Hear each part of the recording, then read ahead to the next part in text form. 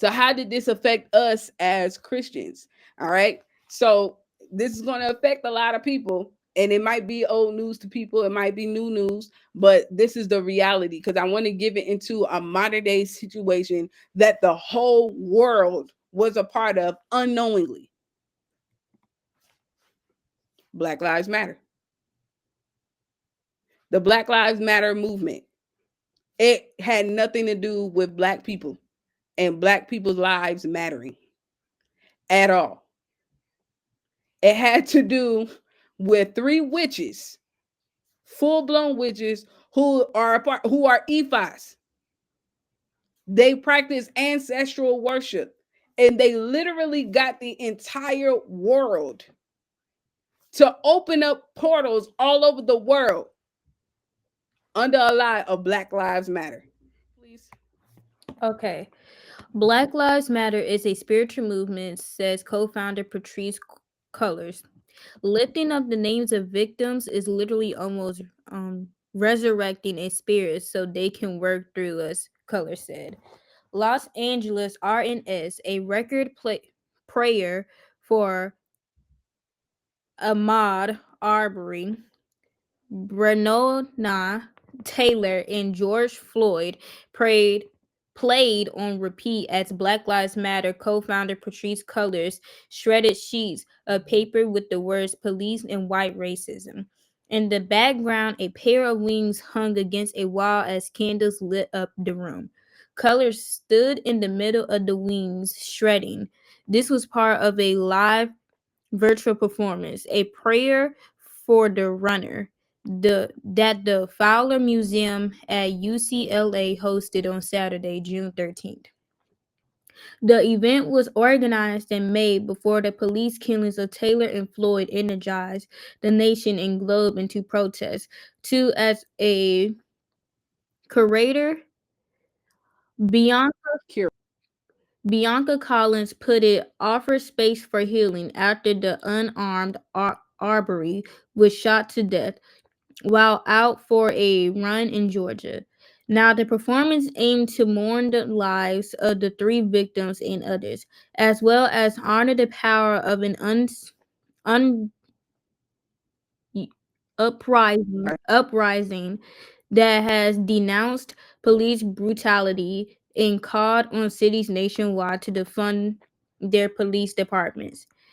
After the performance, Melina Abdullah, co-founder of Black Lives Matter Los Angeles, joined Colors in a discussion that touched on the role that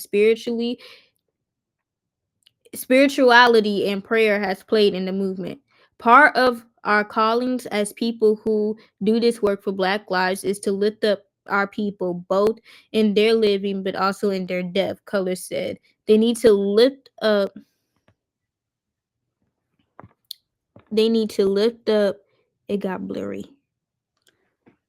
The need to lift up, the need to lift Lift our up our folks up. folks the need to lift up our folks feels so incredibly spirit driven for me. All right, so right here, she's admitting that this has nothing to do with any of that. It has to do with spirituality. Okay, what she was doing with the shredding of the papers and had the candles lit and all of that. That was a ritual. It was a ritual. Said Black Lives Matter is spiritually promiscuous. It embraces a range of rituals, ancestral worship, call and response, chanting, liberation, prayer, mysticism, the lighting of incense. Each does its own work. Chanting releases rage. Prayer offers comfort. Magic possesses the disposed with faith in the miraculous. Call and response turns a little boozy song into a movement anthem. Liber- Libation Libation. transforms Hennessy into holy water, and all articulate and refuse to give death the last word.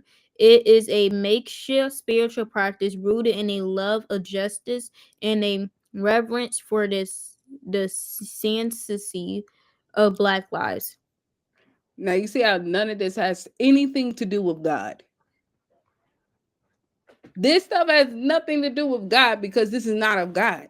But unfortunately, there's a lot of people, of God's children, that has been or is entangled with this mess. And I'm not just specifically talking about Black Lives Matter, the Black Lives Matter movement. I use this as an example to give everyone an example to see how this is a modern day version of us memorializing the dead and practicing ancestral worship and doing things known or unknown, because a lot of us are ignorant. Now, here is a picture of literally around where George Floyd passed away, and this whole street, they made this entire street a memorial.